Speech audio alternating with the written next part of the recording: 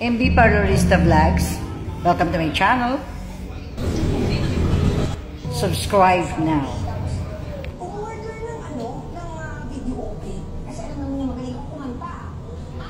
Hello everyone mga ka-beauty. This is again MB Parlorista. At ito pong video natin ngayon, nating ipapakita ay isang gawain ko sa rebonding sa MB Beauty Salon and Spa. Siya po ay may makapal na buhok at kulot. So, antabayanan po natin ang video hanggang sa matapos upang makita ninyo ang resulta ng ating gagawin ngayong araw na to.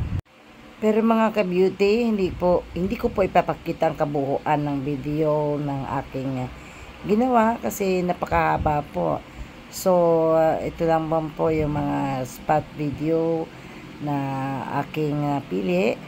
So, panoorin nyo na lamang po. At sa mga hindi pa nag-subscribe ng aking YouTube channel, MB Parlorista Vlogs, ay isubscribe nyo po ang aking YouTube channel. At parati ninyo po abangan yung mga video.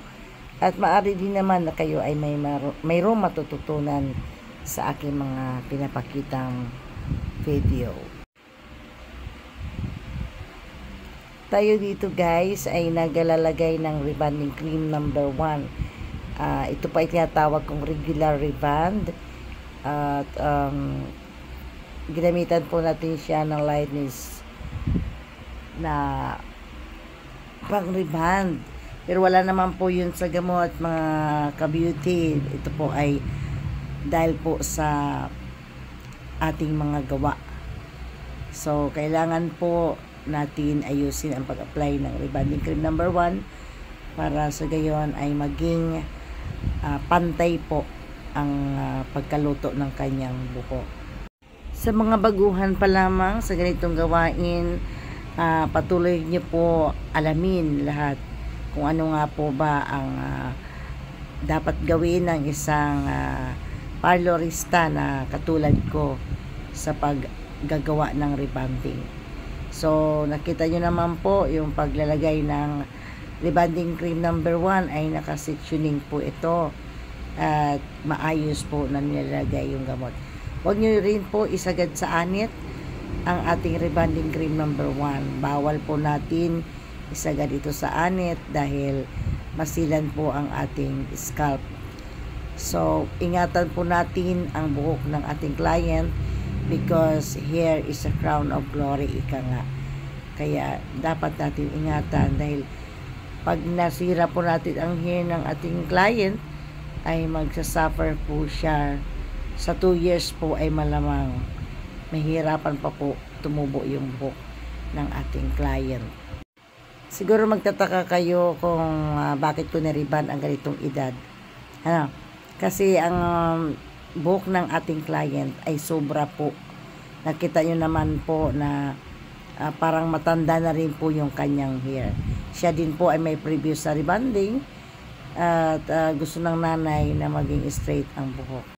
But of course mga ka-beauty, sa ganitong edad ay wag po tayong basta-basta magre-rebond. Lalo na po kung talagang manipis ang nibla ng buhok ng bata. So dito sa sitwasyon ng kanyang buhok, ay of course tinanong ko talaga yung nanay kong ilang taon kasi baby face pa po yung bata. Akala ko po siya po ay 9 years old pa lamang, subalit siya po ay 15 years old na po pala.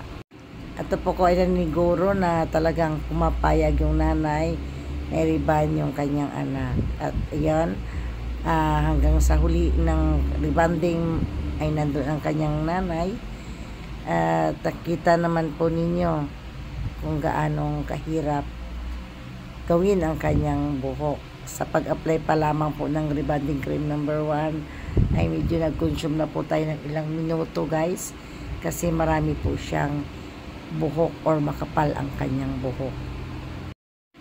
Siya nga po pala mga ka-beauty, ang buhok ng ating nire-rebond ngayon ay umabot po kami ng pagbababad ng 1.5 oras guys, dahil sa kahit bata pa yung nire-rebond ay napakakapal na po ng hibla ng kanyang buhok. Pero yung retouching mga ka-beauty ay hinaluan ko na po siya ng treatment para naman po ay lumambot ang kanyang buhok. So sa pagre-retouch, siyempre i-spray natin ng water para ma-absorb yung gamot lalo doon sa hibla ng kanyang buhok at maproteksyonan din ng pagkasunog.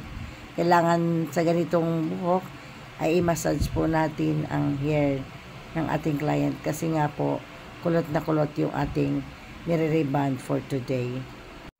At mga ka-beauty, pagkatama po ang pagkaluto ng hair ng ating client ay hindi po tayo mahihirapan sa pagpaplansya dahil po sa tamang proseso ng pagbababad at tamang pagkaluto ng buhok sa rebanding cream number 1 ay madali po natin itong maipaplansya ang buhok ng ating client.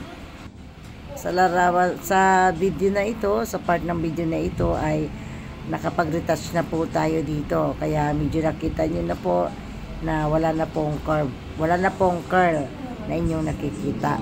Kaya mga ilang minuto na lang ay magbabanlaw na tayo. At ayan na siya mga ka-beauty. Binalaman na natin ang rebanding kami ng B1 at proceed to pagbo-blow dry. So, ayan, kita nyo naman po yung buhok niya ay mas lalo pa pong kumulot.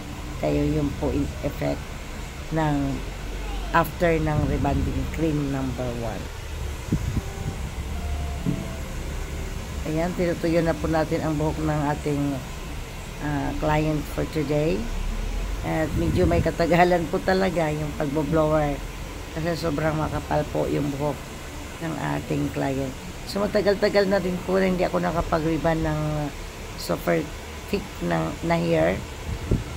Ilang 2 years ago na siguro na ako ay nag-video ng isang makapal na buhok, mahaba.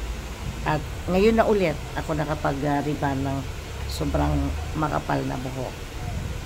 Pero guys, advice ko lang po sa mga ganitong edad ay ingatan po talaga natin ang anit ng ating client kasi minor pa siya, kaya wag ingatan po na wag ang sanggi ang anit ng rebanding cream number 1, lalo na kung binababad pa po yung buhok ng ganitong edad. So antabayanan ang video hanggang sa matapos.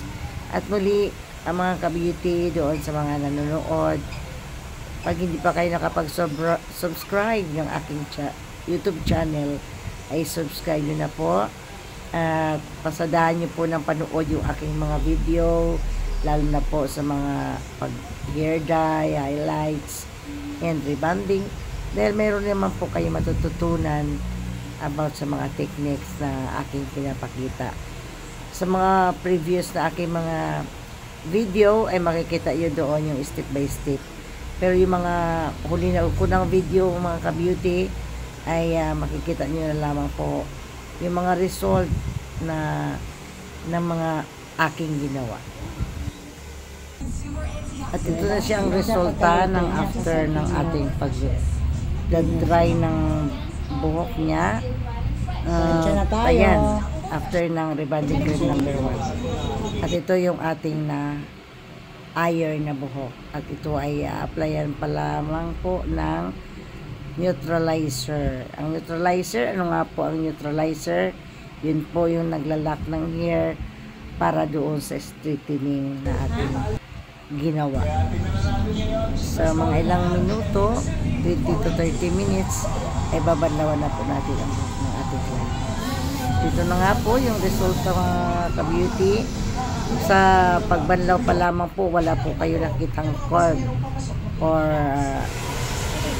curl na buhok. Kasi na-straight na nga po ito at nalagyan na po ng neutralizer.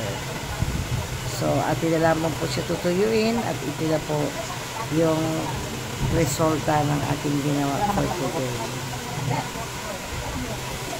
Subalit, nakalimutan ko siyang kuwanan ng video sa yung natuyunan. Kaya makita nyo naman po na na-straight yung buhok niya. Hanggang dito na lang guys. Thank you for watching.